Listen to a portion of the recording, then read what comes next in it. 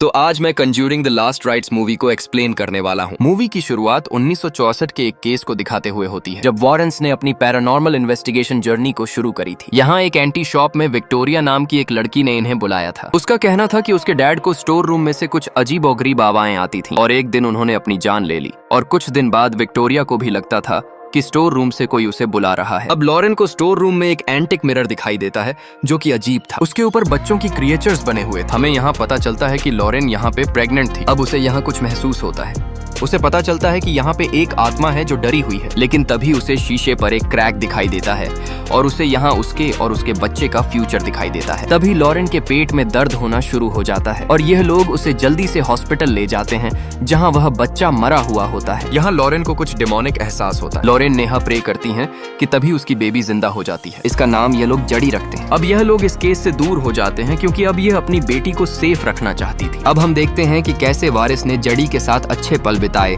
और यह लोग 8000 से ज्यादा केस भी सॉल्व किया, लेकिन उन्होंने जड़ी को कभी भी इन सब में इन्वॉल्व नहीं किया। हमें यह पता चलता है कि जड़ी के पास भी उसकी मॉम की तरह ही शक्तियां थी, जो ये सभी बातें अपनी मॉम को बताती है। तो लॉरेन उसे कहती है कि यह सब कुछ नहीं होता। अब हमें 1980 के टाइम को दिखाई जाती है, जहाँ हम एक फैमिली को देखते हैं जिन्होंने एक नया घर खरीदा था। इस फैमिली में 9 लोग होते हैं, जिनमें इनका डॉग साइमन था। यहाँ जैक और उसके मॉम डैड थे, जॉन और मैरी जॉन के बेटा और उसकी वाइफ जैक और जेनेट उनके 4 बेटी, डॉन, हेदर और ट्विन सिस्टर सैरेन और कैरेन। अब हेदर के बर्थडे पर उसके दादाजी उसके लिए एक एंटिक मिरर लाया था, जो कि वही मिरर था जिसे हमने फर्स्ट सीन में देखा था। अब केक कट के टाइम अचानक से कैंडल कोई और ही बुझा देती है और सीलिंग टूट के नीचे गिर जाती है। और अब हमें वॉरेंस को दिखाई जाती है जो डिनर पे जाते हैं। तभी झूठी और लॉरेन दोनों को कुछ डिमोनिक एहसास होती है और तभी हमें यहाँ झूठी के कंधे पर एक डिमोनिक हाथ दिखाई जाती है। यह देख के दोनों डर जाते हैं, लेकिन वह शांत रहते हैं। इधर जेनेट को बेसमेंट में किसी के होने का एहसास होता है कि तभी ट्विन सिस्टर में से एक को यहाँ एक आत्मा दिखाई देती है, जिससे वह बहुत डर जाती है। अब रात में बच्ची सभी को यह बात बताती है,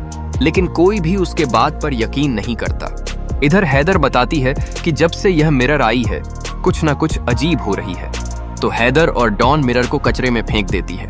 नेक्स्ट मॉर्निंग बाहर कचरे वाली गाड़ी आती है और मिरर को ले जाने लगती है।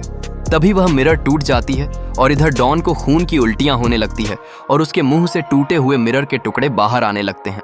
तो यह उसे लेकर हॉस्पिटल जाते हैं। तभी हम एड को हॉस्पिटल में देखते हैं, जहां डॉक्टर बताता है कि वह अब एक और हार्ट अटैक सहन नहीं कर पाएगा। अब एड के बर्थडे पर हम फादर गॉर्डन को देखते हैं। जड़ी फादर गॉर्डन से अपने फ्रेंड को मिलवाता है। अब एड कुछ लोगों को अपने म्यूजियम दिखाता है, लेकिन टोनी दूर से ही यह देखकर बहुत डर गया था। तभी जड़ी को रॉकिंग चेयर हिलती हुई दिखाई देती है, जिस पर एनाबेल डोल थी। अब लॉरेन ने यहाँ आती है, जो जड़ी से बात करती है कि आजकल डेड चीजें बहुत ज्यादा हो रही हैं, लेकिन तुम इन चीजों से दूर रहो।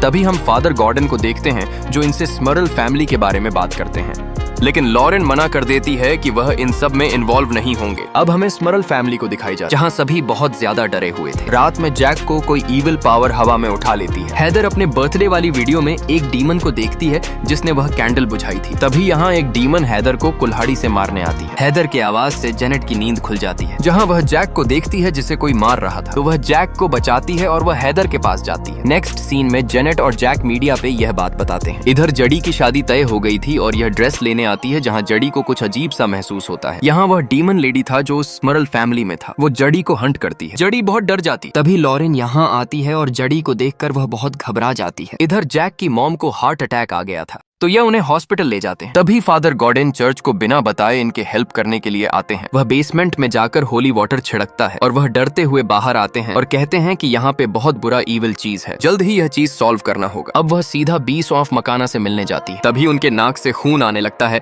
और अचानक यहाँ जड़ी का कॉल आता है, जो उसे कहती है कि अब आप यहाँ से जा सकते हो। असल में यह डीमन था। तभी अचानक पूरा अंधेरा हो जाता है और वह डीमन फादर को पजेस्ट कर लेते हैं और वह खुद को ही खत्म कर लेते हैं। इधर एड अपनी म्यूजियम की चीज टोनी को दिखा रहा था। टोनी यह सभी चीजें देखकर हैरान था।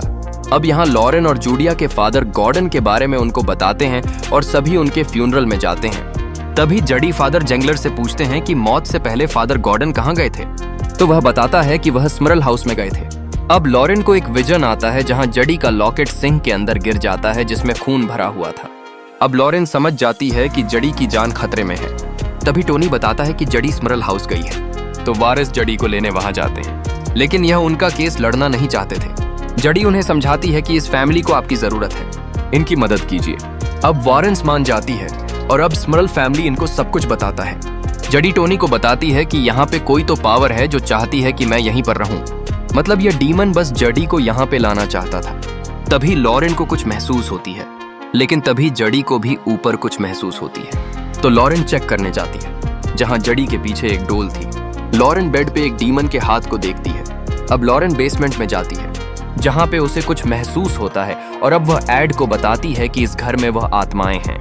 इस घर में एक लेडी, उसकी मॉम और उसकी हस्बैंड रहता था, लेकिन उसके हस्बैंड उसे मारता पीटता था और एक दिन वह आदमी उस लड़की और उसकी माँ को मार डालती है और वह खुद भी खत्म हो जाता है और वही आदमी का आत्मा कुल्हाड़ी से हैदर पर अटैक किया था। लेकिन एड कहता है कि प्रेत आत्माओं को तो हम ऐसे ही खत्म कर सकते हैं, हमने कितने आत्माओं को शांत किए हैं। लेकिन लॉरेन कहती है कि असली ईविल कोई और है जिसे मैं देख नहीं पा रही। अब तभी जडी को ऊपर से लॉरेन की आवाज आती है, तो वह चेक करने एटिक पे चली जाती है, जहां हम उसी मिरर को देखते हैं। जडी इस मिरर को जैसे ही छूती है तभी यहाँ कुछ होता है और दीवार पे लिखा होता है मिस मी। डर के जडी यहाँ से भागती है, लेकिन तभी उसे एनाबेल डोल दिखाई देती है। जडी का पीछा करने लगती है और जडी सीढ़ियों से गिर जाती है। अब वो इन्हें बताती है कि एटिक में कुछ तो है, तो उन्हें वहां वो मिरर दिखाई देता है। लेकिन लॉरेन को इससे ईविल प्रेजेंस महसूस नहीं होता। असल में वारिस के साथ जब यह सब हुआ था तो वह डर गए थे और यह केस छोड़ दिए, और विक्टोरिया का क्या हुआ उन्हें कुछ पता नहीं है।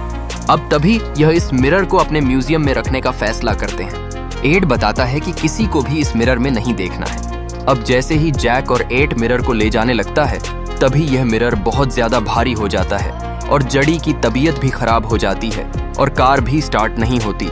और तभी मिरर का बेल्ट खुल जाती है और जैक मिरर में देख लेता है और वह नीचे गिर जाता है और इधर बूढ़ी दादी की आत्मा टोनी को रोकने आ जाता है। तभी लॉरेन जडी को देखती है जो पोजेस्ड हो चुकी थी। वह ईविल कहता है कि हम कब से जडी और तुम्हारी इंतजार कर रहे थे। अब जडी लॉरेन को धक्का देकर बेसमेंट में फेंक देती है और वह बेहोश हो जाती है। अब एड आके जडी को समझाता है कि तुम इस ईविल से लड़ सकते हो, लेकिन ईविल एड के हार्ट को ट्विस्ट कर देता है और उसे मिनी हार्ट अटैक आ जाता है। इधर टोनी बाहर ही कैद हो गया था, तो टोनी अब बेसमेंट के रास्ते से जाने लगता है, जहां पे वही कुल्हाड़ी वाला डीमन लॉरेन को मारने जा रहा था। तभी टोनी लॉरेन को बचाता है। इधर एड किसी तरह से दवाई खाता है और वह ठीक होता है। अब वॉरेन्स एक्सोर्सिज्म के लिए एटिक जाते हैं, जहां जडी ने खुद को लटकाया हुआ था। किसी तरह यह जुड़ी को नीचे उतारते हैं, जहां लॉरेन यहां डीमन के हाथ देख पाती है।